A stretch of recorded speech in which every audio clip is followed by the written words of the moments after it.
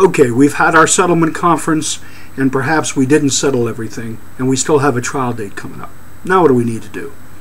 All right, before we go to trial, we're going to need to prepare a list of witnesses and exhibits. We're going to need to provide that to the other party. Remember, no surprises at trial. And then we're also going to need to prepare a pretrial statement for the judge. In the pretrial statement, we're going to go through each issue, and we're going to let the judge know exactly what our position is on the contested issue. And then we're going to list what exhibits and what witnesses we intend to call.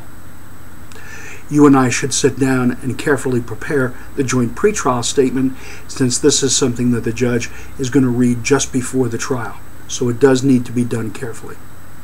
And we also need to provide all the exhibits we intend to use at the trial to the court beforehand, so the judge doesn't exclude them.